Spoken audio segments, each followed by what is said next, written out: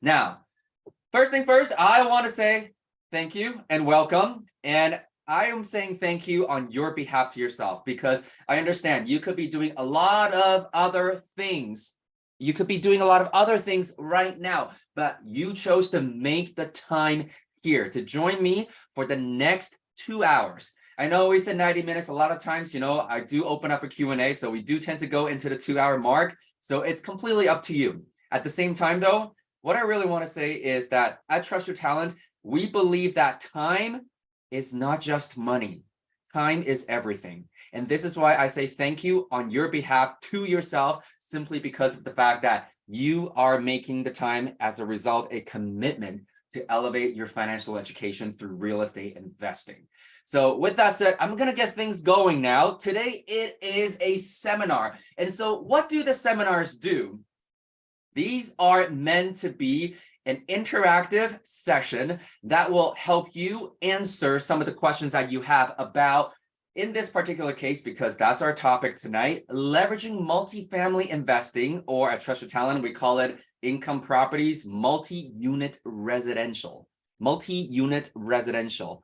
Again, we always say definitions matter, and it matters a whole lot when you are choosing an investing strategy, because it is not one size fits all. I understand this topic and this particular strategy or this particular property type has been very fascinating to a lot of people. Do you agree with that? Give me a quick hands up, thumbs up.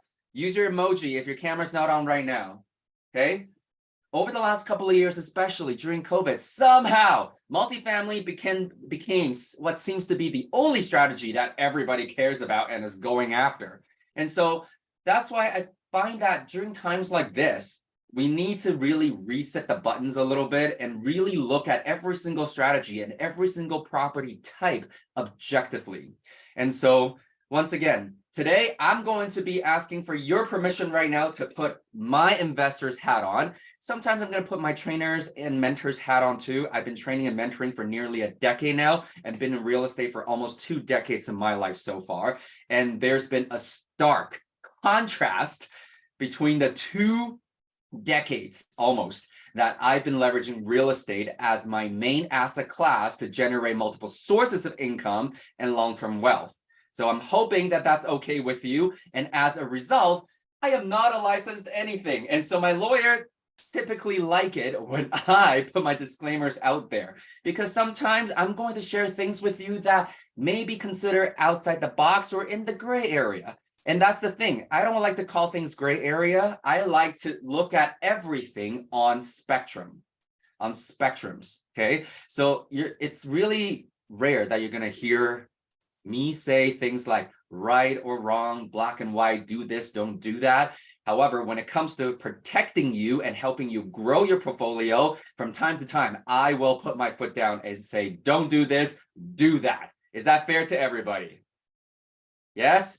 Give me a hands up. I want to know you are here, okay? Thank you for participating.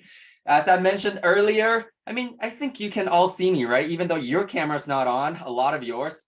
I cannot see you at the moment, and I'm hoping that throughout the next couple of hours, that's going to change and improve, okay?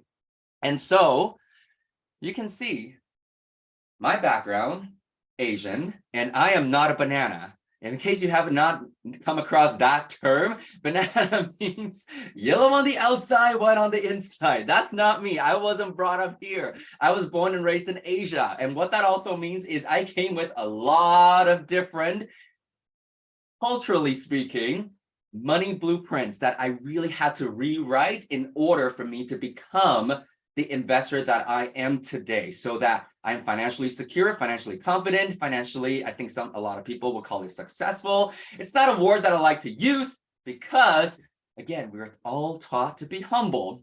And I often joke that when I learned how to invest, a lot of people say, it's about the fame and fortune. And I just say that, I don't want the fame. I just want the fortune. Is that okay with you?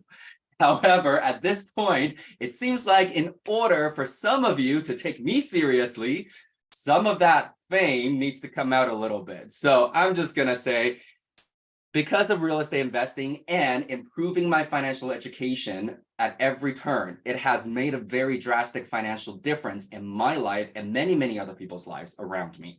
And so I hope that you are here because you are wanting to learn how money works, leveraging real estate as your investment tool, or as I call it, an asset class. Okay. And so right now I want to share with you, I am not a licensed financial planner. I am not a lot of different things. And because of my Asian background, I know my parents were a little disappointed for a while there.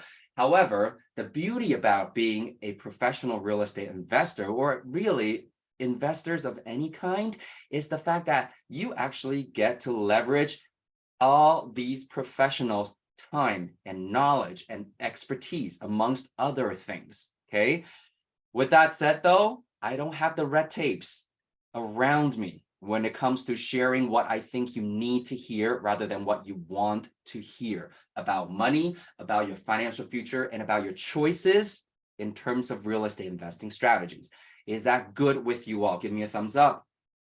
I know you're going to hear me say that a lot. I'm going to be asking for your engagement throughout the entire session because, again, I don't know about you. I'm very much like, I really would prefer if we were doing this live. Can you agree with me? If you're that person, just leave it in the chat box because I'm going to share with you a lot of upcoming events that are going to be live. So you can actually meet us in person and know that we are real. I'm not just some random 2D person that's coming on the screen, on your computer screen today to talk about real estate investing. Okay. This is a community that we have built and that we're continuing to build of real estate investors, entrepreneurs that are simply wanting to create a better financial future for themselves and for their kids and maybe for generations to come. And so I'm here as an educated investor with a few of my team members from Trust Your Talent Academy. And we work, as I mentioned, with various licensed and professional real estate power team members. And so with that said, I want to make sure that everybody understands this video is now being live streamed shortly. We're not live streaming the entire thing. However, this video is recorded. So in case later on you want to come back and watch it, it's going to be put up on the Trust Your Talent YouTube channel as well. Okay.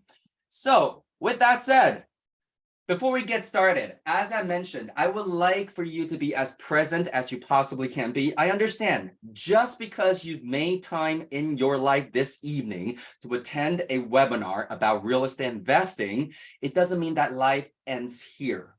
At least it doesn't end here tonight. And so what I would like you to do is to take a couple of minutes, do yourself a favor and clear up your mind. Because I understand, especially if you're parents, you might be thinking, oh my God, I got to be making food for my kids right now. I got to be packing them lunch and I got to look at their schedule tomorrow. Maybe one of us needs to leave halfway through the session and go pick up the kids from soccer or something. Life does not end. And I get that. However, what I want to give you the chance to do now is a couple of minutes to do what we call a mind dumping exercise. And this is also a great opportunity for you to grab pen and paper for yourselves, simply because of the fact that you're going to be making notes. You're going to be taking down some notes, and I will be asking you to do that. Okay. And especially if you got questions later and we're going to a Q&A session, make sure you do that. And because when you're making notes, you are actually retaining a lot more information. So with that said, I'm going to give you a couple of minutes right now. And ready? Okay, 1, 2, grow. 2 minutes on the clock. All right, so here we are. As I mentioned, I see some familiar faces and I actually see quite a few unfamiliar faces or names so far. So what I really want to share with you quickly for a couple of minutes is, who is Trust Your Talent Academy exactly? And Trust Your Talent Academy really is born out of this principle, and he is one of my personal idols. If you know who he is, give me a thumbs up with your emojis. And he basically said, if you aren't making a difference in other people's lives, you shouldn't be in business. It is that simple. And I understand we are in business for profit. Otherwise, you'd be running a charity. At the same time, though, This has everything to do with the vision and the mission and the core value that the entire Trust Your Talent team, as well as our community, live by. And this is the vision, is that we want to help every single person live what we call strategically positive life. And if that is a bit too fluffy for you, that's fine. I get it.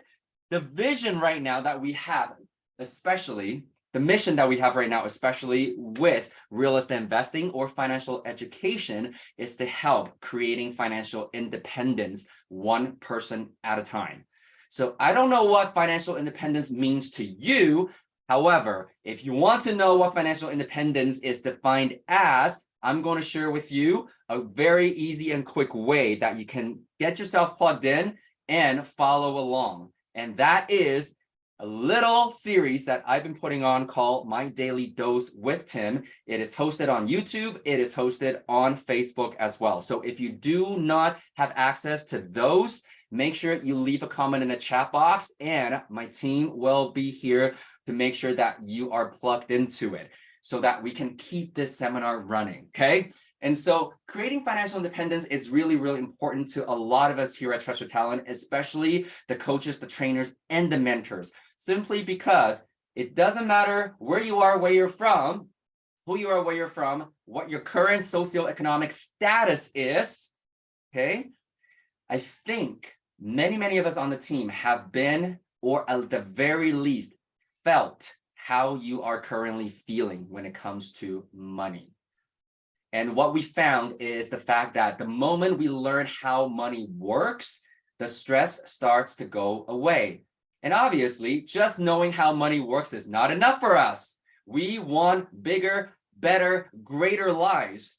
And money is a great tool to make a lot of those things happen in our lives. And so this is why there is a bit of a running joke. However, it actually, to me, is quite a wisdom, which is one of our mentor, Brooke's mom, actually said, if you don't care about money, money's not going to care about you. So what that means is it is okay for us to all say out loud about the fact that we care about money and we love money.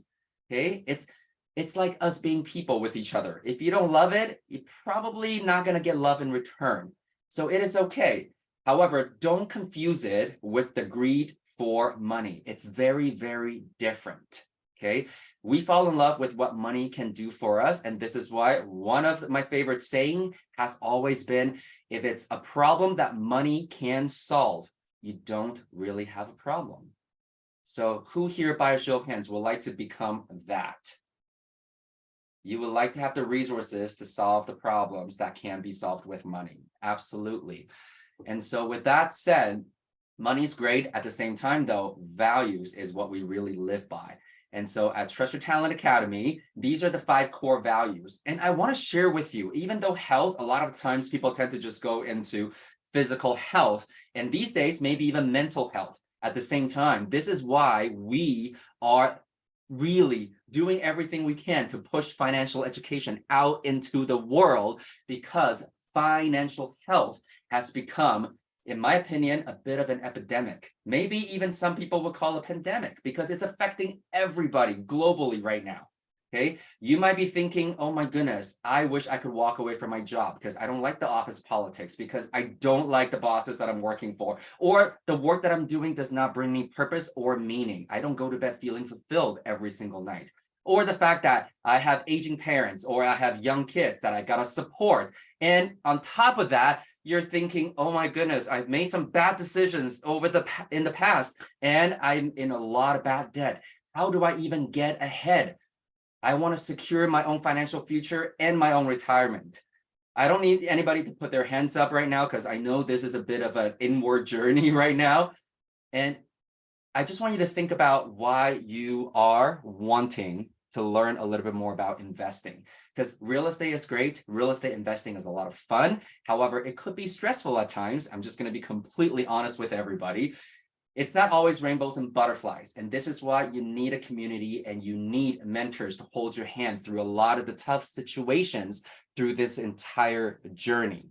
So with that said, if you've never heard of this, and even if you have, I think I have shared this probably over 1,000 times over the last decade since I've been teaching financial education worldwide, which is, especially when it comes to real estate investing, the educated investor's approach, okay?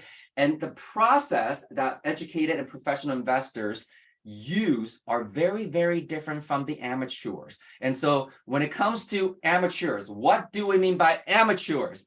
Well, who here thinks, okay, I'm just gonna listen carefully, listen up and listen carefully.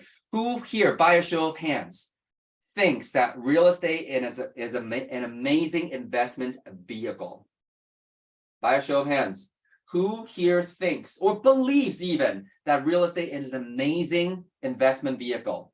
Absolutely. Otherwise, I think you're in the wrong room. Feel free to log out. Again, you're going to notice that about me. I'm very straightforward. I don't like wasting people's time. So don't waste yours, don't waste mine. We're here to tell you what you need to hear so that you can be successful, because I'm going to share this with you. As an immigrant person and coming from a lower middle class type of family, I've built a life that I could not even imagine. And if you want to talk about money, let's talk about money, okay?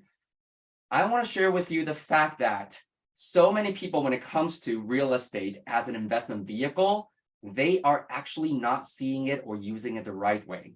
So when I say that I have been using real estate as my main vehicle since 2004 for nearly 20 years now, the first 8 years, I was doing it completely wrong.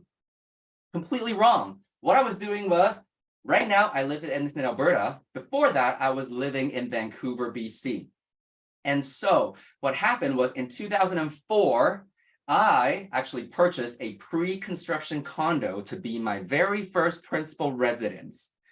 And as an educated investor now, it is so difficult for me to even begin to explain how many things are wrong with that statement when it comes to buying a pre-construction condo.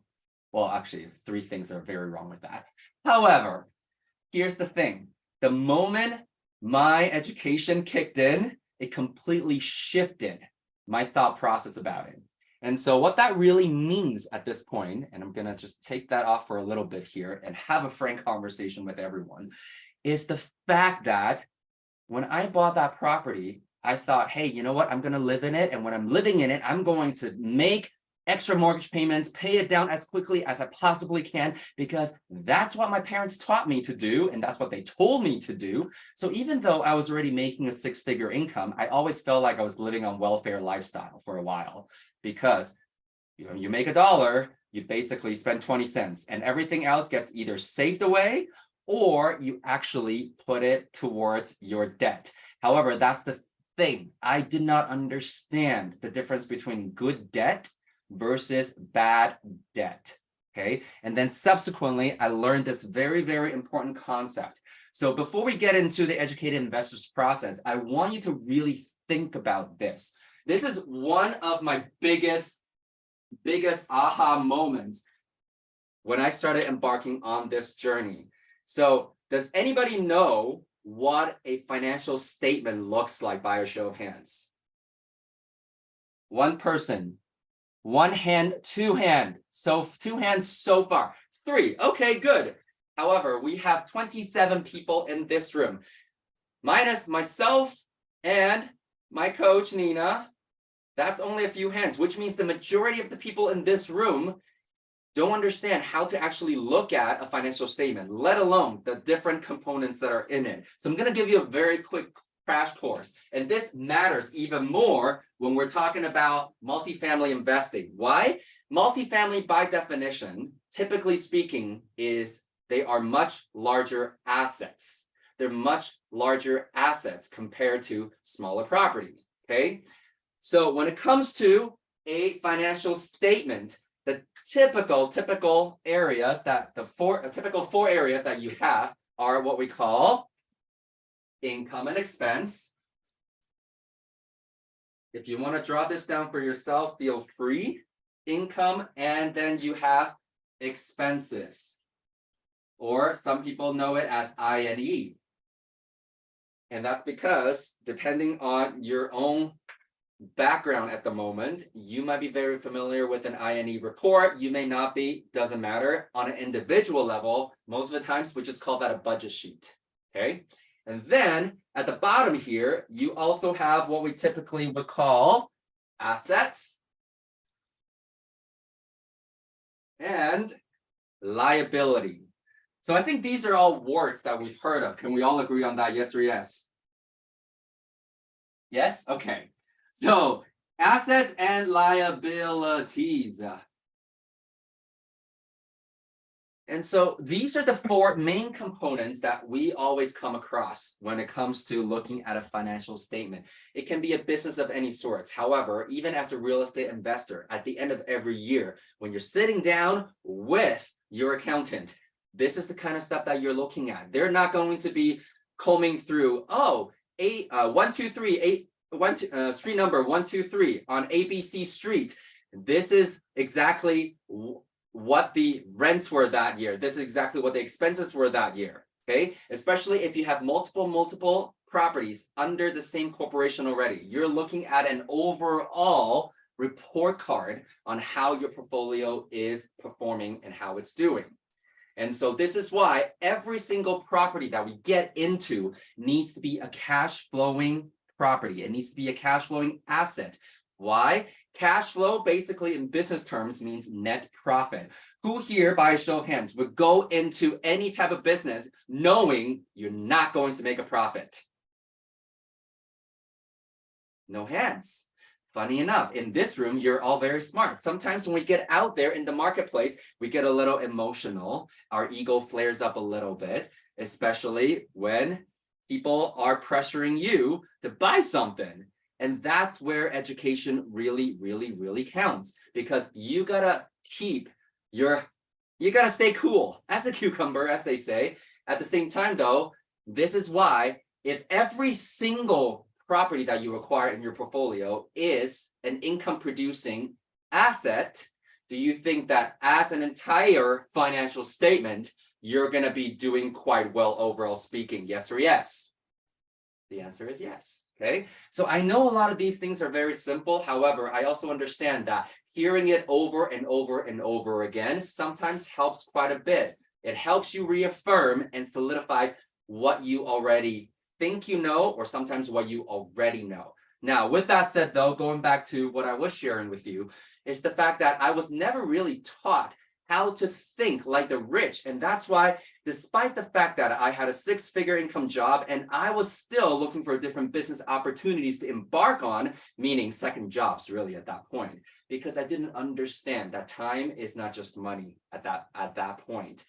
Is the fact that I was always taught to think like a middle class person when it comes to money. And I'm gonna go in here and differentiate it for you. First thing first, just so you know, when I use these words, I'm referring to mindset. I'm referring to mindset as opposed to the actual class defined by the government, if you will. So first thing first, the poor mindset, meaning their view about money or their financial education typically is at a very low to non-existent level. So as a result, their behavior about money is, wow, I got my paycheck now, awesome.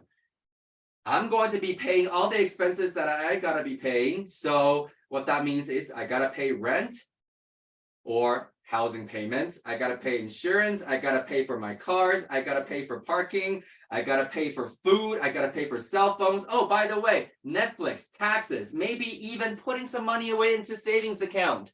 Bottom line is, it's money in, money out. There is never, ever a real chance for these people to actually make a difference. Now they become trapped in that perpetual cycle of the rat race. Now, the funny thing about that rat race, though, is that we tend to think, well, we can escape the rat race by thinking and behaving like the middle class, because after all, I don't know about you guys, however, growing up in Asia, I always heard about the American dream. And then very quickly, when I moved to Canada, I realized it's the North American dream. It's the fact that Well, you get better educated, hopefully, so that you can make a little bit more money. And guess what? The banking system and the government, they've joined forces to say, you know what? If you actually make money, that means you're able to debt service. And so if we can actually break things down into, let's say, monthly payments, it just makes it a lot easier for the general public or the majority of the population to consume, to buy things, to acquire things. So that's good and bad in different ways. Now, what's bad about it is the fact that a lot of the middle class mindset gets them in trouble and perpetual bad debt. And so what happens is they go into getting a mortgage. I'm calling a mortgage a bad debt in this case simply because most of the times they're buying principal residence. Now, here's the thing. Is your principal residence an asset or a liability for the most part? I know there might be some exceptions. However, 99.9% of the times, your principal residence is not an asset. It's a liability. Because the way we look at asset, as we just mentioned earlier, who here would voluntarily buy businesses that are losing money every single month? Nobody had their hands up. So why should it be any different when it comes to properties and real estate? It really should not be like that. However, yet, because we were all brought up thinking, well, our home is our greatest asset, because after slaving ourselves away, collecting paychecks, paying down mortgages, 30 years from now, hopefully we're in the clear. And now we have this asset that we own. By the way, I have news for you. As an educated investor, ownership is rarely ever something that we go after. I want you to write this down. Control without owning. Control without owning. The highest form of financial education is control without owning while making income from it. Control without owning while making income from it. Because I'm going to ask you this question now, since you've written this down. Let's just say hypothetically, okay? I'm not even going to ask. I'm going to guess maybe one or some of you in this room tonight, your principal residence's mortgage has been paid down in full. And that may have been a very happy day for you because you feel like you can finally breathe a little bit. However, do you actually own that property? I'm going to ask you this. Okay? If you stop paying property taxes, what happens to that property that you don't have a loan on anymore? If you stop paying insurance on that property, what happens to that property that you think you own? Also, depending on the type of property that you're living in, if you stop paying those strata or condo fees, what do you think happens to that property of yours? And especially for those of you who might have a principal residence still with a mortgage, try skipping a couple of mortgage payments. Look at what happens. So do you really own?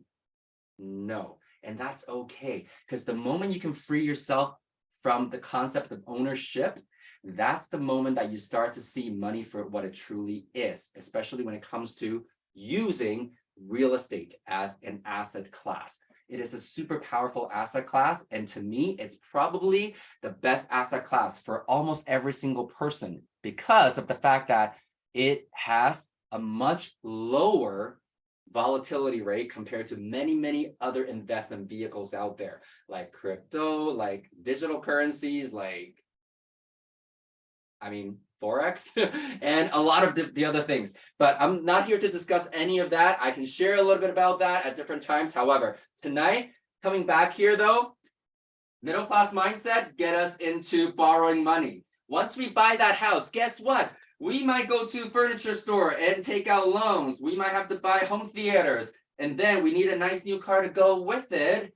And every single month, we got bills to maintain. So still, money in, money goes out. Okay. Now, one biggest thing, every time I point this out, I always get a little bit of a shock moment. So again, I'm not able to see all your faces right now. If you can turn on your camera at some point in time, I would really appreciate it. Okay. So Most of us, we think that saving's good. However, as an educated investor, meaning we're learning how money works and what it really is, savings really falls under the expenses column. And that's why savers typically are losers. If you follow any other sort of financial gurus, people like Robert Kiyosaki, for example, you will hear that about 1,000 times within a 100-page book or within a 30-minute podcast that he's done, simply because of the fact that, especially look at the last 12 months, okay? When you put your money into savings account, what are you making? What has inflation rate been? How are you ever going to get ahead? Okay? How are you ever going to get ahead when that happens? And this is why the middle class, just like the people with the poor money mindset, they are perpetually trapped in the rat race. And so with that said, though, this is where we at Trust Your Talent want you to be at when it comes to mindset and, as a result, behaviors, because what we think translates into our actions, and our actions will create the results. Okay, so we are here to help you nudge over and completely rewrite your money program. Why? Simply because of the fact that the wealthy, it doesn't mean, I mean, if you're born with generational wealth already, your situation might be a little different. However, if you're very much like me, everything that you have today, you've worked hard to earn it. However, you're just at the point where working hard just doesn't cut it anymore. You need to start working smarter so that your financial situation will drastically improve for your own sake, for your family's sake, and maybe, again, for generations to come. And so what that means is we still work. It's just that I really do hope that you are working because you want to work and that your work brings you meaning and purpose. And this is also why I love teaching and training and mentoring still. I mean, I have so many investor friends who are very, very wealthy, and they constantly ask me every time we get together, aren't you tired of doing what you're doing? Don't you come across people that just won't open up? And the way I look at it is very much, I don't know if anybody's heard of that starfish analogy or that starfish story. Basically, as long as I can help just even one person in this room and change the rest of your life, I'm happy, I'm fulfilled, and it brings me meaning. And so what that means, coming back here though, is how the wealthy behaves is that they still work, except that the moment that they actually collect their paychecks, they do not just spend it all. And for debt maintenance, what they do right off the bat is they are going to acquire income generating assets first and foremost. So by definition, the money goes towards assets. I did say income generating. So what that means is it spits out money, cash flow, or income. And so they can actually leverage that income to debt service any sort of lifestyle, any sort of toys that they are looking for. Now, I always like to say this, I'm not a big car person. One of the mentors on our team, he is just such a car nut. And I can never understand most of the times what he's talking about when he's talking about cars. He's super passionate about it. He's always excited about it. For me, I just need it to be very safe and comfortable. And for most people, that is a nice German luxury car. And so for me, my thinking is that when I want to, let's say, buy my next car, I mean, even the last few cars, that's exactly how we thought and how we acquired the vehicle, is the fact that when we are choosing to purchase a vehicle like that, or some people would consider a luxury item, let's just say that the particular vehicle is $100,000. Instead of paying it down, because that's exactly what my parents taught me, and I know I'm not the only person here, is the fact that basically save up as much money as you possibly can, as possible, and you go and buy that car, ideally pay it down 100% so you don't have a car loan, okay? However, what we like to do is we're going to take that $100,000, put that into a real estate transaction or a type of property, a piece of property that is going to say, let's say this particular vehicle is now going to have a monthly lease of $1,500. plus gas, plus registration, plus insurance, probably $2,000 a month to maintain this vehicle. Basically, what we're going to do is look for a transaction, a real estate deal, or a type of property that is going to produce that $200,000 per month cash flow. And so that we can go in and debt service that, pick up the nice new car that we like, continue to debt service that from the income coming from the asset. And guess what? Most leases last about 3 to 5, 6, 7 years these days on cars. At the end of our leases, okay, that car can go back. However, we already have this income generating asset that it's already spitting out $2,000 a month. I mean, that's probably going to decrease over time because, you know, people and asset, or especially real estate, are like people. The older we get, the more problems we have, the slower we perform. And that's just the hard truth in life. And that's okay. And this is also one of the reasons why I am not a huge buy and hold kind of guy. And I want to make sure that you don't misunderstand that. We will hold long-term properties. However, some people, when they say that they're going to hold properties for 20, 30, 40, 50 years, honestly, that is not what a true investor would do. Because a true investor does not care about hanging on to non-performing assets. And so in case you need to write this down, educated investors are performance-based investors.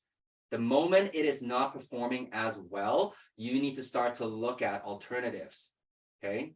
And so this is also why it is never one size fits all when it comes to this journey. So with that said, when the car gets paid, when the car payment's taken care of, 4 years from now, you can buy that car out if you like. There's still going to be car payments attached to it for the most part. However, you have this piece of real estate that is producing cash flow, paying for your toys, and for the most part, value may have gone up. Regardless, there's some equity already left in there, and you've preserved your $100,000. Okay, I know this might be a very simple example for many of you, and if you think it's simple, great. Simply because of the fact that financial education really shouldn't be that hard.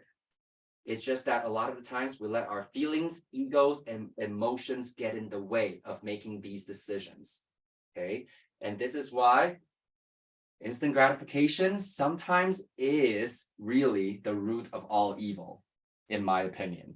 And so with that said, though, coming back to the investor's approach, which is instead of looking at properties directly, what we typically would do is what we call goal-oriented process. Why? We established this already. Do you want to make more money? Yes or yes? Okay, I'm not seeing like nods or hands ups or claps or thumbs up or anything at all. I don't know what you guys might be doing here. However, again, you want to be making money. You want to be creating more resources. That is the tool of money, so that you don't have to worry about it. Okay? And so what that means is it always starts with a financial goal. Because at the end of the day, you can pick a different asset class. You don't have to pick real estate. Okay? However, it starts with financial goal. And this is the part that we need to remind ourselves over and over and over again when an opportunity comes across our desks. Okay? And so when you have that goal, it usually boils down to a dollar amount. And so for those of you who may not know how to approach that, once again, go and review some of my Daily Dose with Tim episodes, or better yet, make a call with one of the strategy coaches so that they can help walk you through and guide you through how you can look at your current financial situation, get to know where you want to be, and help you plan the steps to get there.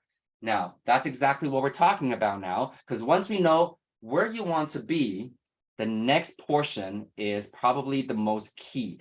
And this is proprietary to Trust Your Talent Academy. I like to say often imitate it, never duplicate it, because we understand when I started teaching SMP, and this is a formula that I came up with years and years ago, and it's basically has been evolved through my personal experience and my previous training as well. And so SMP, in case you didn't know what it was, it stands for strategy or strategies, plural, and then market or markets, and then property. And under property, I want you to write down property types, okay? Property types. So here's the thing. Educated investors, they start with a very clear financial goal first and foremost, and then they choose their investment vehicle or asset class, in this case, real estate.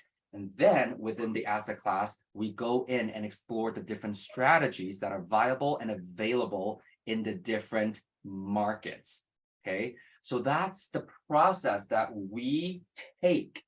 It's always strategy first, and then we go and do our market due diligence, do our research to make sure that the strategies that we have chosen will actually fit. So at this point, I also want you to write down 3 by 3.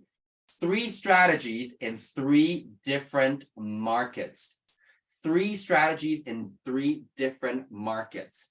I remember when I first started in 2010, being trained to become an educated investor, it was 2 by 2. And even for Trust Your Talent, before COVID lockdowns, we were teaching 2 by 2 as well, because 2 strategies in 2 different markets, A, will help you maximize the growth of your portfolio. However, more importantly, you can buy something, you can grow something. However, protecting and maintaining what you've worked so hard for oftentimes is even more important in the long run.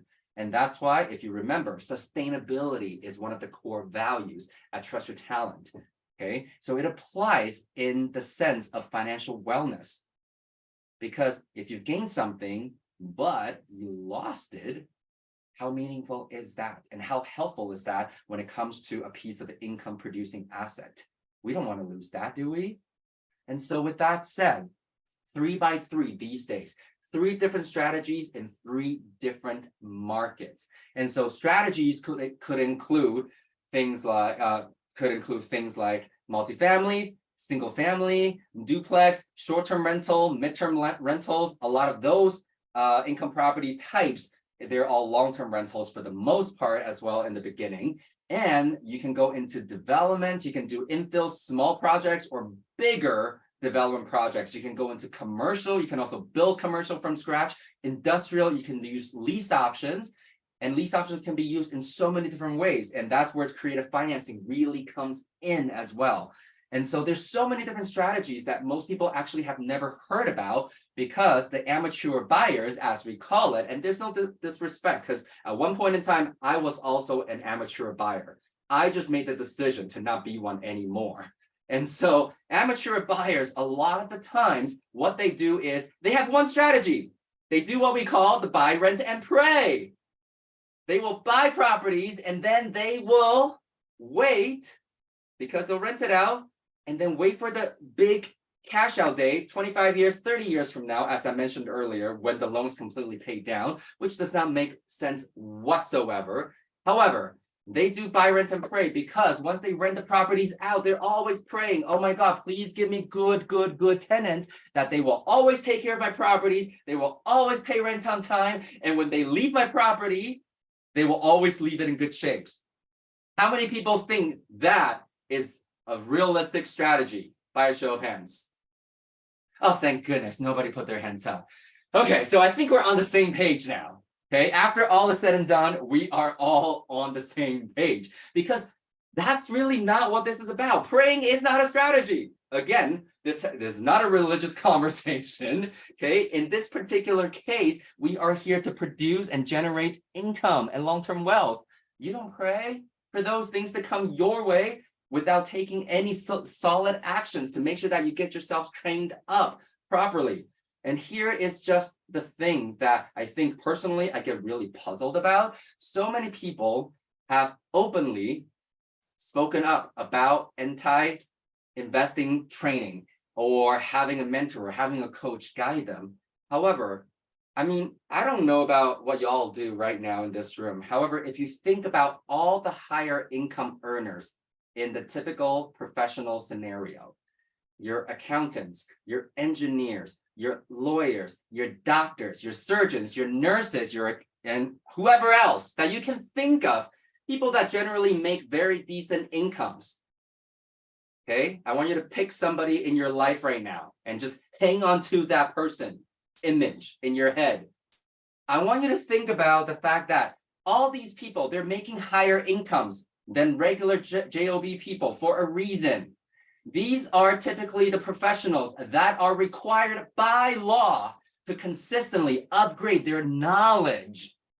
That's why they have to go to conferences. They have to take trainings so that they are up to date. Now, I'm going to flip that a little bit. When was the last time you went to a dentist, for example? I don't know. However, if you went to a dentist today and you sat down and you realize, oh my goodness, my dentist has never upgraded his skills or tools over the last 10, 20 years, do you feel very safe sitting in that chair as a patient? No.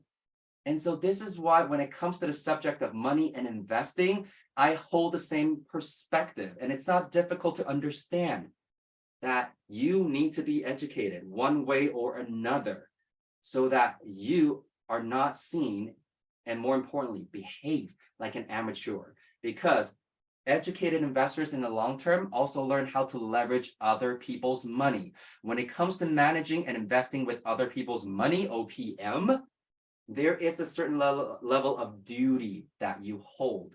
People trust you with their money. It's your responsibility to grow it and to protect it. And that's what this is about. And so with that said, when it comes to this particular asset class, I'm going to ask quickly before we get into the Q&A portion, as I mentioned earlier, who here right now has already started investing in real estate by a show of hands? I just need to understand the room a little bit so that we know how fast, how slow I need to go. Okay, only one hand, 2 hands, 3 hands, 4 hands. Okay, come on. I need everybody to kind of chime in a little bit so we know how we do this moving forward. So Susan, FMC, a few other hands. Okay, so what that means is right now I'm going to quickly go over some of the fundamentals with you when it comes to multifamily, because the topic today is it a good time to invest in multifamily right now? So after my explanation earlier, what do you think the answer is? Yes or yes? Well, I didn't really leave you with much of a choice, did I? Well, and that's just it. Educated investors understand that it is always a good time to invest. It is always a good time to invest because the moment you understand the asset class that you've chosen, it just means that maybe right now you have to comb through a few more opportunities before you find an actual deal that will satisfy your criteria and feed into your financial goals. That's all there is to it. And that's why, again, at Trust Your Talent Academy, we always train on what I call back to basics. However, there is nothing basic about what we do here. There is nothing basic about what we do here simply because of the fact that every single strategy is viable. Okay, if you come to a future seminar and the topic is now the right time, you already have the answer. Just letting the cat out of the bag. And that's totally fine because we want you to start thinking and behaving like us. And so what that really means is right now, definitely is a good time to invest. However, it might be a bad time for you if you're not financially educated or if you're not trained on the strategies that you should know. Remember, if you don't have at least 3 strategies identified and 3 target markets that'll satisfy those strategies, you might be putting yourselves in danger. So I don't know, once again, about any of y'all right now in this room. However, the last couple of years, we like to say, even a monkey could make money in the up market. And that's just it. A friend of mine, very wealthy investor, got a couple of kids, teenage daughter, 14 years old. He likes to say, you know what, the last couple of years, my 14-year-olds can make some money if I just gave her some to buy something. Okay, obviously, we're not talking about buying clothes and getting new earrings and that kind of stuff. However, we're talking about the fact that when the times are good and when the times are bad, meaning the economic conditions, or even, I live in Alberta, as I mentioned earlier, when the market's going sideways for years, it is ultimately the cash flow or the net profit on a monthly basis that really counts. And so how do we actually find out whether or not we have cash flow? I'm going to walk you through a quick performance analysis. okay, with everybody, because as professional investors, we always say that we have two top priorities when it comes to making an investment decision. Number one is cash flow. Cash flow, cash flow, cash flow is everything, because cash flow is your net profit at the end of the day. When you stay green, you're going to be a lot better, and you will slowly get rid of your financial stressors over time. Okay. And then number two is what we call return on investment. Return on investment. And what I like to call that is actually, how hard is my money working for me? How hard is my money working for me? At Trusted Talent, we actually have a list of 6 priorities. So stick around for a few more sessions, or come to our workshop next weekend. If you're in the Edmonton or Alberta area, we will walk you through all of them. At the same time though, right now, I want to focus on the first one. Surprise, surprise. I want to focus on the very first one, because this is why educated investors are able to analyze deals and opportunities a lot faster. And here's the thing. I want to really be clear about the words opportunities versus deals. An opportunity could be a simple listing, either that you found, a wholesaler's brought you, or a realtor's brought to your attention. Okay. However, a lot of the times, maybe they've even run numbers, but they've run numbers based on their own criteria.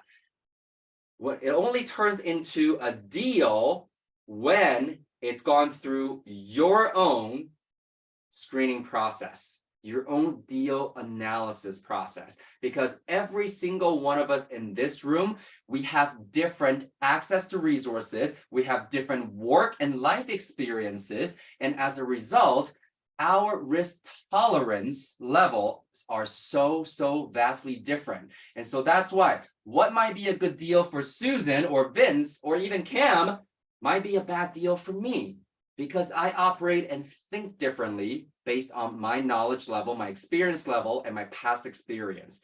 And this is why at Trust Your Talent Academy, we always say, this is not a one-size-fits-all thing. And you'll hear me say that quite a few times.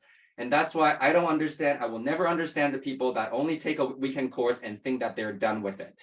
It doesn't make sense whatsoever. This is a 1 to 2 year journey minimum. And we always say at TYT, Trust Your Talent, that you give us 2 to 5 years. Our job is to help you create the financial independence that you are looking for, as long as you're coachable. Okay, as long as you're coachable, follow the footsteps of the people that have accomplished what you want to achieve. And so with that said, coming back to cash flow, here's the thing. We're going to go into looking at how we determine cash flow when it comes to a multifamily investment opportunity. So first thing first, and this is the part that we really like, okay? It's called revenue. Revenue means money coming in. Okay, if you want to go back to, let's say, season 2 episodes of My Daily Dose with Tim, you're going to find quite a few different episodes on income properties as well. So if you want to really get some of that down pack, feel free to go there. However, right now, we're going to walk through this quite quickly because it is a seminar. So come and join us for other sessions, and come and join us at the bootcamp or the workshop. Okay, so revenue here, because it is multifamily, but I'm just going to say, let's build it up. How's that? Some of us may or may not be ready to take on a larger asset yet. So even from a single family standpoint, what are the typical line items that will fall under revenue or income streams? Well, it is real estate. And I always say that real estate is just brick and mortars for the most part. Okay, so you need to have people. And these people hopefully are rent-paying tenants. And so you will have rent that are coming in. Okay. Now, a lot of the times when it comes to single-family homes, one rent payment is a bit more all-encompassing, or depending on the type of properties that you have. However, if we're now talking about multifamily, we're going to expand the size of the asset. What else could potentially become line items under the category of revenue that we all love? Because that's money coming into our bank accounts. Okay, I'm just going to go through this. We can potentially charge for parking. We can potentially charge for storage. Okay, we can also potentially charge for utilities. Utilities. This is, where you can tell English is not my first language when I have to spell. And so rent, parking, storage, utilities, what else? A lot of the times people will say, you know what, my building is actually pretty decent size. And I also have a side business that is in the vending machine industry. So I'm going to put some vending machines in there, okay, for extra income as well. What else? What else might you be able to charge? Well, if it's a larger, older building, sometimes if you have not suited every single unit with in-suite laundry yet, you may have a common laundry space. Okay. Now, you'll notice that I'm a big fan of writing things down, pen and paper. Why? Like I said earlier, it helps you retain a lot more information. The other thing is, when it comes to technology, you just never know when it's going to work in your favor or work against you. And during a lot of our mentorships, what happens is you're going to be viewing properties with your mentors, and between property viewings, or sometimes you might be viewing 3, 5, 8 in a day, and at the end of the day, you need to make some quick decisions on which ones you want to conduct more due diligence on. So you need to make some quick decisions based on numbers. And this is why we always say that you let the numbers do the talking. There's no point getting emotional about this. Numbers don't lie, okay? And so write things down, because you might be doing this on a napkin at a Tim Hortons between property viewings on your mentorship one day. And that's why this skill is really important, because it's all about the thought process.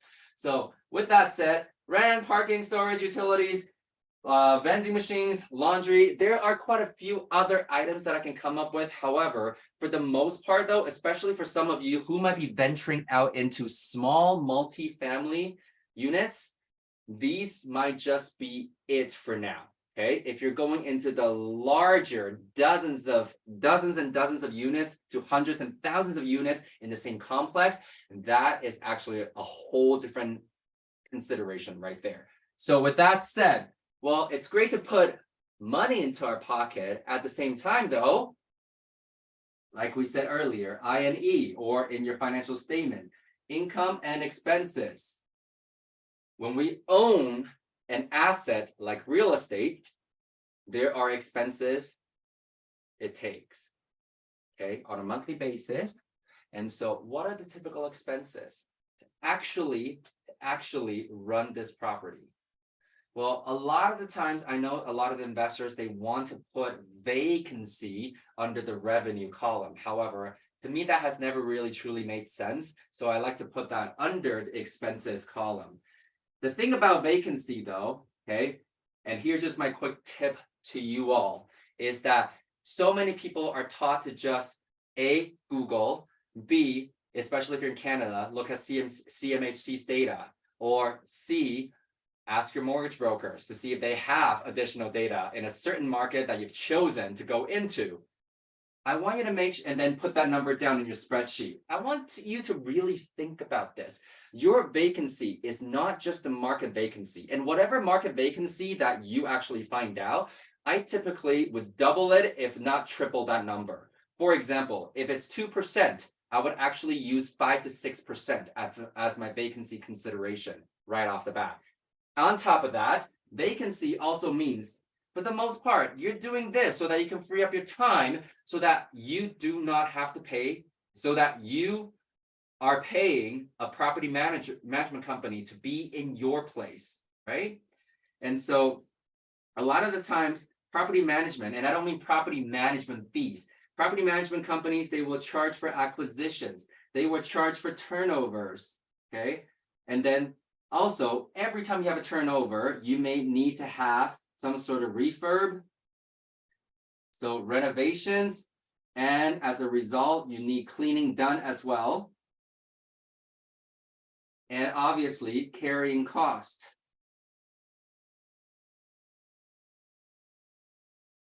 Carrying cost. I want you to write this down on your paper. If you have a unit that's renting at $1,000 a month, if you have a unit that is renting at $1,000 a month, and this unit sits vacant for 2 months, what is your true opportunity cost on that unit? Don't worry about everything else on the board here. This is a pop quiz. I want to make sure that we're still on the same page, okay? If you have a unit that's renting at $1,000 a month, and that unit is now 2 months vacant, what is your true opportunity cost on that unit? Not including all the things that I've put down on the board so far.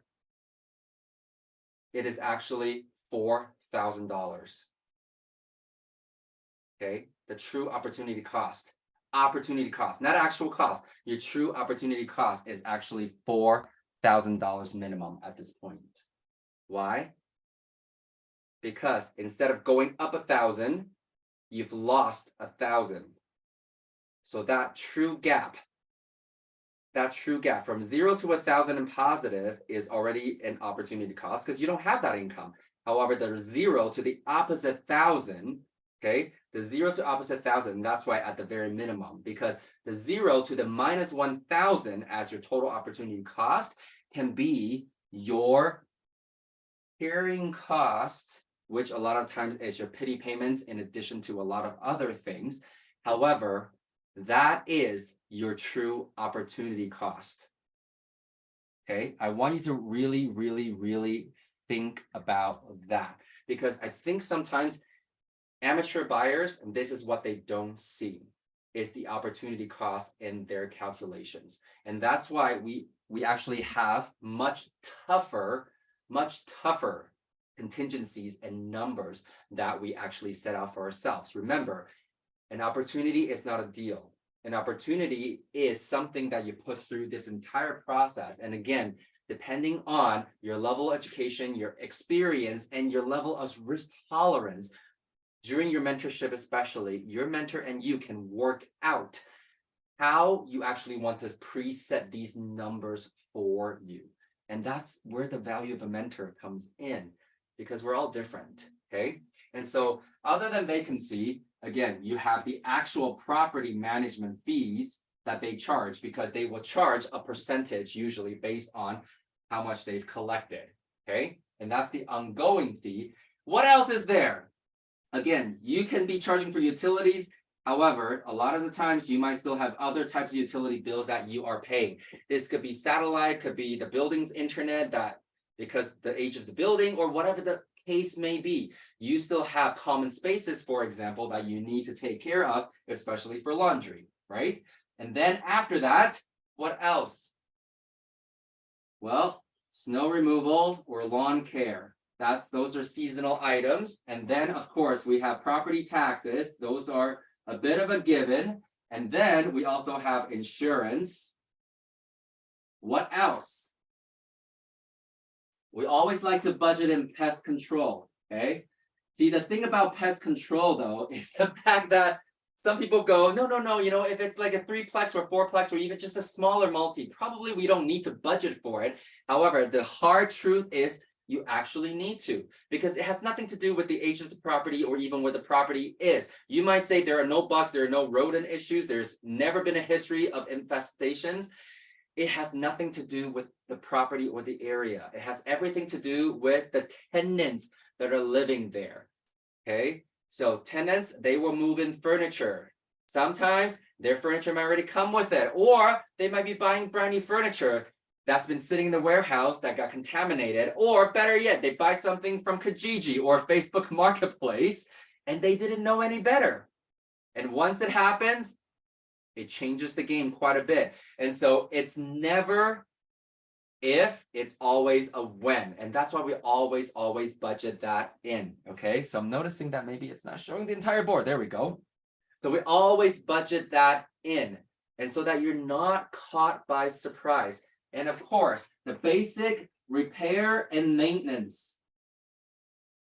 The ongoing repair and maintenance always need to be in there. So that could be a percentage, or you can basically calculate cost per door based on your own risk tolerance level once again. So with that said though, okay, with that said, this once again, if you're not going into the big 60, 100 doors, 1,000 door property, this is basically what you are looking at when you're determining the performance of it. And so what happens now is, I'm going to flip this over. Here is the total equation or formula, as some people call it, is the fact that you are making money, great. At the same time, you also got to spend some money to maintain it. And so what that means now is you get this new number called NOI, and that stands for net operating income. NOI stands for net operating income. And I'm going to share with you that this is by far the most important number that any of us needs to look at and understand, forward and backwards and inside out, because it has a lot to do with financing, okay? And so after this, what happens is, like we said, we want to make sure cash flow is the most important thing that we focus on, and that it needs the cash flow. And so NOI afterwards, you go into what we call debt servicing. DS stands for debt servicing.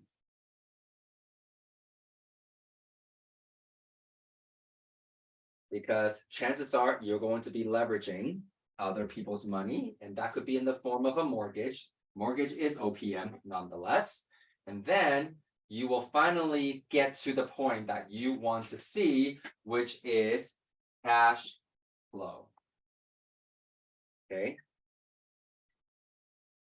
And so depending on where you're investing in Canada, in the US, just as important. However, in the US though, if that's a market that you want to go into, make sure that you also take a look at the US curriculum.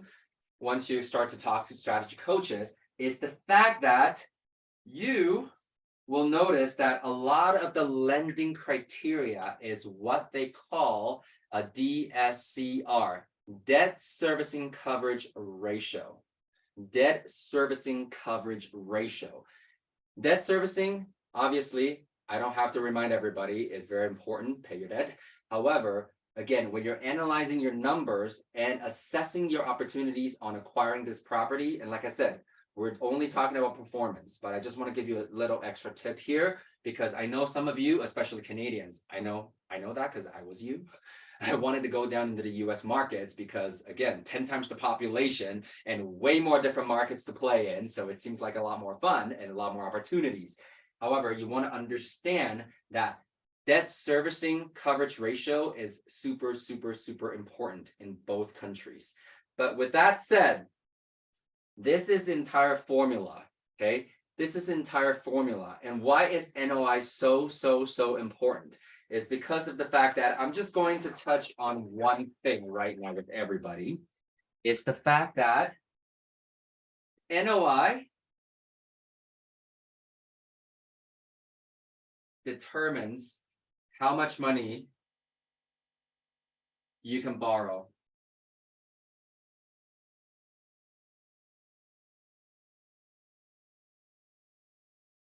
At least institutionally. We all like institutional lending at times because it's the cheapest money available to us, okay? So NOI determines how much money you can borrow first and foremost. Second of all, this is the point I want to touch on with you, is it determines your cap rate. It determines your cap rate. And cap rate is actually not an acronym. It is a short form for capitalization. Okay, so it's the capitalization rate. And I can see that I have a few people from some major metro areas and markets like Vancouver, like Toronto, like Seattle, like LA, like New York, like Chicago, those kind of major places. chances are the cap rates are typically really low because the value's really high. How do you actually get the cap rate? Well, cap rate is actually determined by net operating income divided by either purchase price or value.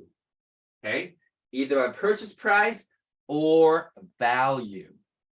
And so at this point, this is why I said NOI really determines how much money you can borrow over time. At the same time, though, I also want to make sure that everybody understands that cap rate is not exactly an asset performance indicator, is what I will call a market indicator. Because I want you to think about it this way. Let's say we have two different properties, okay? One of the properties is in, say, Saskatchewan. Somewhere in Saskatchewan, let's say Regina, Saskatchewan, okay? And that property is producing $100,000 a year in NOI, in net operating income. How much do you think that property is? I don't know. Let's just say that that property is, say, $2 million. What if this exact same performance, this exact same property gets moved to, say, Metro Vancouver? How much do you think you can pick up that property for? Maybe 10 million at this point, because that's just how crazy that market is. So do you think the cap rate is a good indication in terms of how well the asset is performing? No.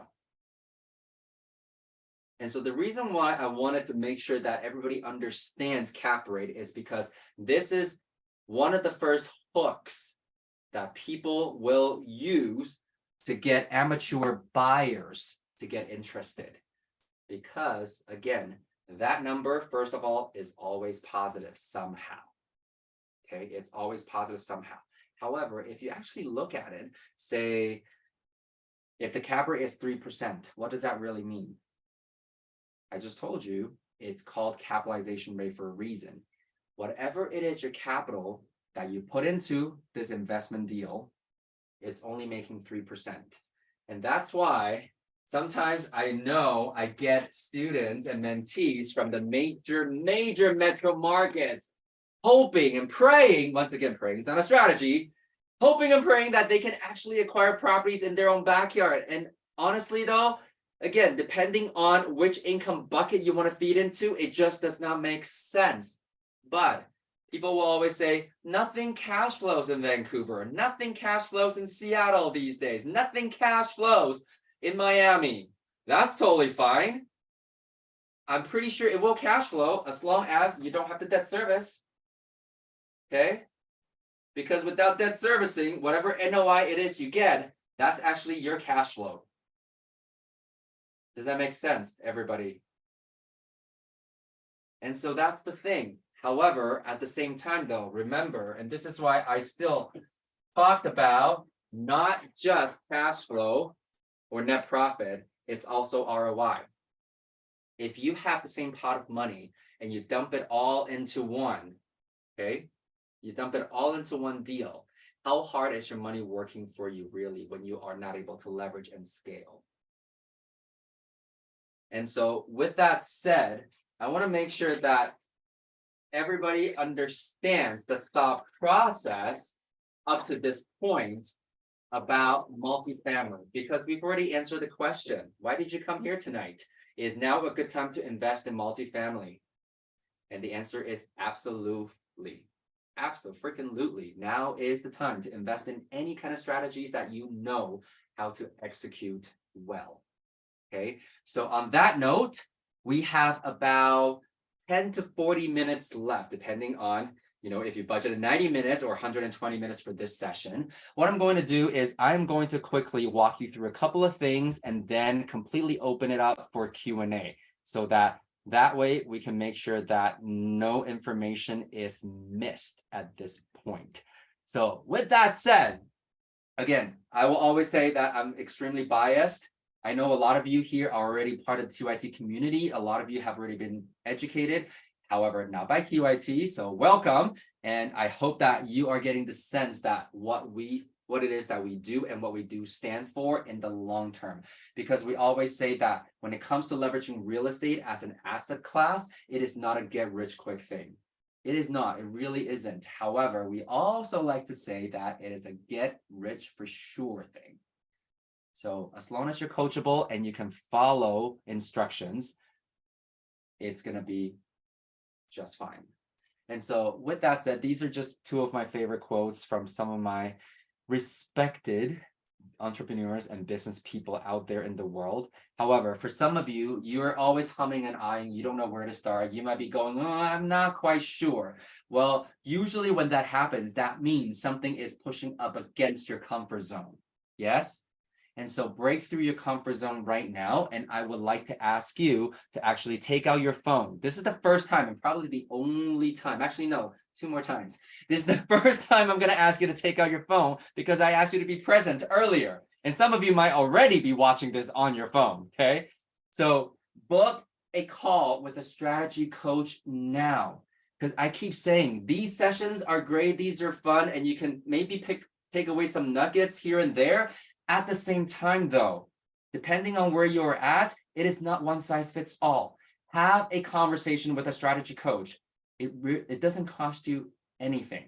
And so you owe it to yourself, in my opinion, to at least take the chance to speak to somebody if you have not already done so. Okay. And so what you can do now is on the screen, there is a QR code for you. To me, this is one of the best gifts that COVID has left us. QR codes. And so it makes our lives a lot easier these days to navigate, especially going to restaurants, I think. And so in this particular case, though, make sure that you scan that QR code, open that page where you can actually book a call with a strategy coach. I'm going to leave that up to you right now. And the other thing is, I know some of you might just be, again, I'm very straightforward with everyone here. You might be going, this is my first Trust Your Talent event. I like it. At the same time, I kind of want to see what else is out there for me. Okay. Trust Your Talent, we are out there every single week. You're not going to find another training institution like us because we focus on financial education, not just real estate investing. Real estate investing is just a vehicle for us. And you're not going to find another full immersion financial education academy like Trust Your Talent. So go ahead, check out all the upcoming events. As I kept saying earlier, if you are in Alberta, or heck, you don't have to be in Alberta to be joining us, really, when it comes to what's coming up, which is a workshop live that's happening right here in Edmonton next weekend. And that's the Saturday and Sunday. And it's going to be a fundamental workshop on real estate investing strategies. I'm going to share with you in more details in a little bit. However, if you are online in your PJs on a Saturday morning, okay, I know it's Mother's Day weekend, so I don't know, but 11 a.m. Eastern time, that means 9 a.m. Mountain time, my time, or if you're on Pacific time zone, that's 8 a.m. Pacific time. And that's why we say it's a monthly coffee chat. And this month, we're going to go into discussing the who, what, how, where, why to structure joint ventures. Okay, so we keep saying that at a certain point, and times have changed. At this point, if you want to scale, you want to grow and protect your portfolio, you have to learn how to work with others. And the way we see working with others, it really means sharing the wealth. It really means sharing the wealth, because once you understand how to leverage real estate investing as your main tool, it is now, in my opinion, your job and your duty to help those around you improve their financial situation as well. So come and join us on Saturday, this week, actually. And then what's happening is we have what we call TYT Connects. As I mentioned earlier, we are real people. I'm a real person. And so what we're going to do is we have a lot of networking events called TYT Connects. And we actually have them throughout the year across the country, actually across the continent. We've done quite a few of them now in the United States as well. And it's in Edmonton. And I know, I mean, Kevin, I think you guys did one, a very mini one in Taiwan once upon a time too, when a lot of you are there. And so on the same weekend, which is next Saturday, after the workshop is done, we're actually going to gather a lot of investors. This is a public event. So these are, in addition to just TYT, Trust Your Talent and Trained investors, it's open to all the entire public. However, at the same time, we always say that who comes to these events, who comes to TYT Connects, they're not just real estate investors, they're also business people, entrepreneurs, and aspiring investors. So this is really your opportunity to come out, meet the people in the community, and network for yourself. Because after all, your network truly is your net worth in the long term. And so I got some dates and cities for you. Locations will be TBD, to be determined. And so as long as you're following us on Eventbrite, you are going to get the most up-to-date information. And so I'm going to bring this up one more time in case you didn't have a chance to scan the second QR code. So make sure you actually follow Trust Your Talent on Eventbrite, or you can also follow us on social media, Facebook, Instagram, find us there so that you can stay up to date on everything that is happening. And so moving forward, if you are thinking about attending the workshop, and I'm actually going to be training at the next workshop because I'm in Edmonton and I love doing what I get to do these days. Because like I said earlier, if I only help one person at a time change their life, that's more than enough for me. So if you want to go straight into the workshop registration page, there's the third QR code for you. However, I want to walk you through, for those of you who are not familiar with what we do, what's going to be included and covered at the workshop. And so you're going to be learning strategic real estate investing fundamentals. That means basically what you've seen tonight, multiply 8 folds. Okay, so 2 full days, 16 hours. And that's 9 to 6 every day, because there's going to be lunchtime in the middle as well. And more often than not, I'm just going to be straight up with you because we want to share so much with you. They might be working lunches, just so you know. So you're mentally prepared for that.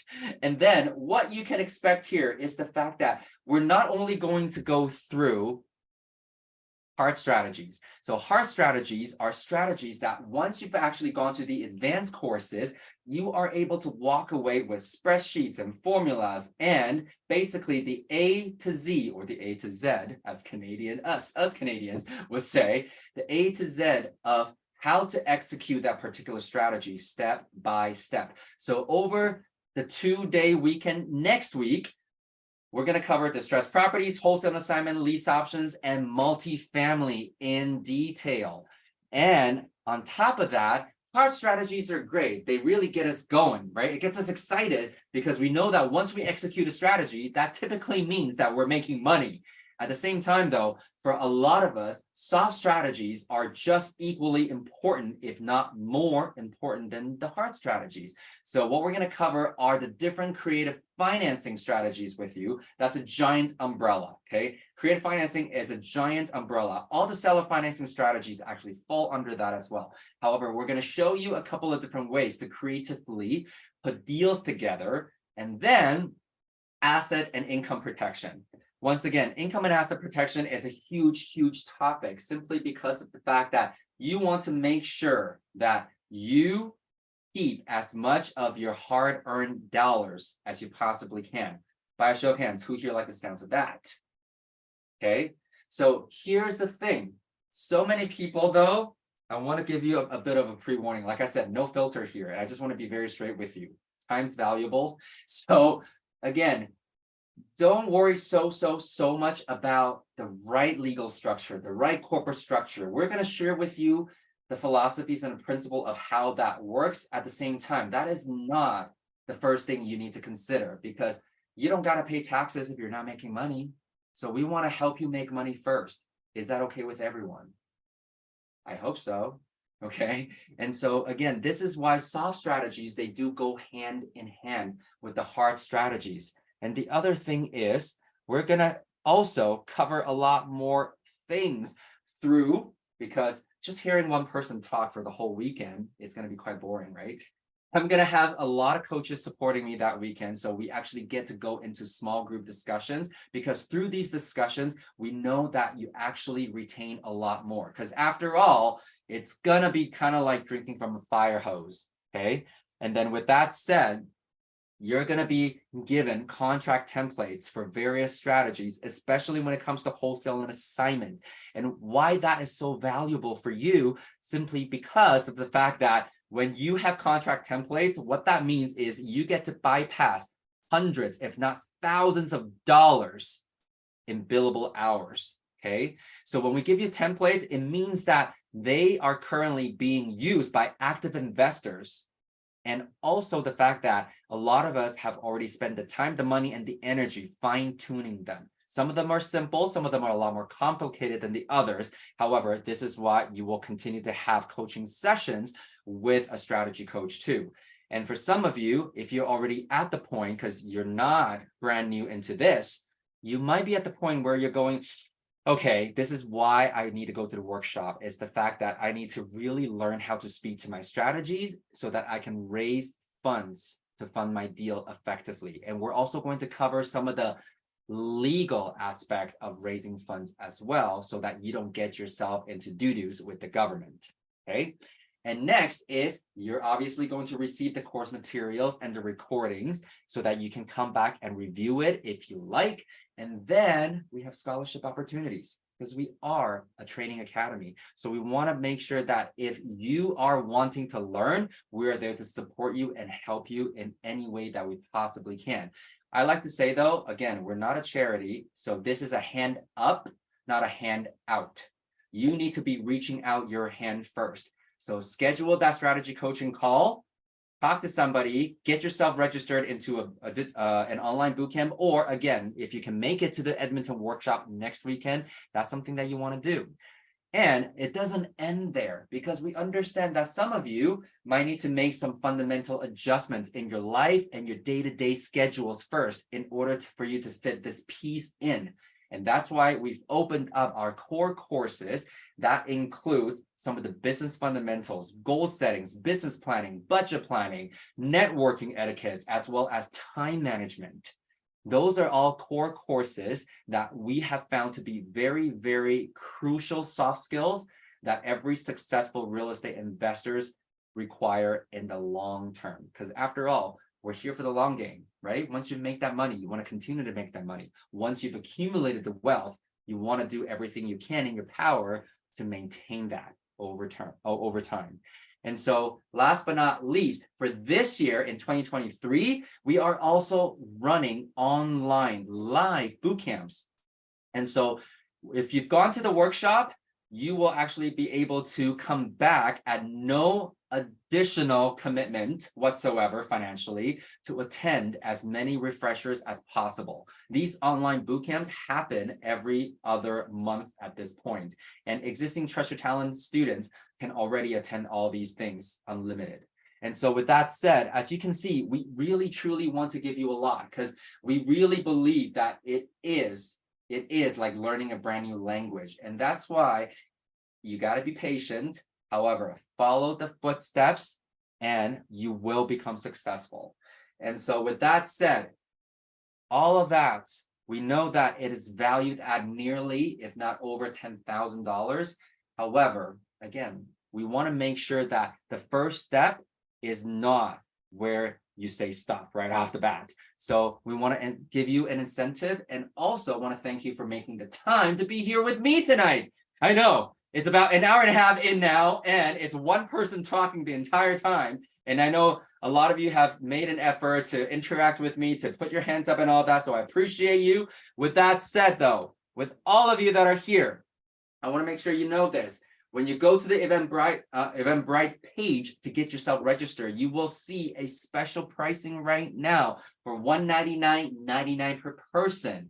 And so I understand, because we've had a lot of these examples. A lot of the times you may want to embark on this journey with a business partner, with your spouses, maybe with your siblings, maybe with your cousins, maybe with your coworkers, whoever it may be. You're kind of going, you know what? We need to be on the same page about this. So if I'm assessing whether or not this training is for me, I should probably include my other important decision maker with me. And so this is why we say, bring a friend, bring a partner for only 100 more. Okay. You can see how this is a very, very realistic way for you to start your journey. If for nothing else, treat it as a taster to see if you actually like real estate investing as a tool for you. Okay. And so sometimes we also come across families, mom and dad, they will bring their 3 adult kids. So how that would work out is $199.99 for the first person, and the other 4 family members will be $100 each. So really it works out to be $600 for 5 people. That becomes $120. And we know coworkers sometimes will go together as well, or friends, whatever the case may be. The joy is in spreading financial education, in our opinion, or in my opinion. So with that said, I'm going to give you a quick opportunity to also pick up your phone, take a quick scan on the QR code so that you can leave that page open. I will highly, highly encourage you now to actually get yourself registered. Okay. And if for nothing else, I hope you've actually picked up a few nuggets here, if not learned a whole ton so far. And also, I'm going to go back to opening up the floor as I promised. Okay, I'm going to open up the floor as I promised. So at this point, I know I'm about 4 minutes after the scheduled time. And feel free to stick around if you've got questions, because sometimes this is really when the cooking happens, because Q&As is when we get to hear a lot more life scenarios, which is also what I love the most, because real estate investing is not just theory. So the floor is yours. Ask away. Make sure you unmute yourself. I will open up my chat box now so that at least I can see it. At the same time, I would much, much prefer if you actually just ask me questions directly, because this is life, as I said. So go ahead. You're either really shy or there's just no questions at the moment. If there are no questions, that's fine. We can end the session tonight. However, I'm going to be here for a few more minutes. Maybe you're kind of looking over your notes right now. If there's something that you want me to go back and flip over, let me know, okay? How about this? I have a question for everybody. Where's everybody from? Where's everybody from? I know a couple of you are from Vancouver. And I think one of you is from, or 2 of you are from Edmonton, a couple of you from Toronto. Where else? Wow. Okay. I hope you're not all like just driving or something. And Jackson, good to see you. It's been a while. Yeah, hi Tim. I just wanted just to say thank you very much, and your core values really align with my own. I know we had a personal conversation, and I'm doing something called like the Freedom Lifestyle Formula, which is so very similar. And I do also believe that real estate investing could be a great investment vehicle for to enable, I guess, your freedom lifestyle, I call it. So yeah, no, I think keep up the great work, and probably most people are just shy. Yeah. So it's all good. Me being one of them. Exactly. It is. I mean, I know you're not. You just want to add value, and I appreciate that. So thanks for popping in. And so, okay. I mean, you know what? It's totally fine, because it is 7:10 Mountain Time. So what that means is 9:10 now. So some of you might have to rush off to put your kiddies to bed, if that's you right now, or you simply want to get ready for tomorrow. So on that note, thank you so very much one more time. And I want to let you know, remind you that this recording is going to be made available on our YouTube channel next week. And if you got any other questions, feel free to reach out to myself or a strategy coach on the Trust Your Talent team. And I hope to see you in other events as well, because there's a whole ton coming down the pipeline. So with that said, have a great evening, everybody, and I will see you next time.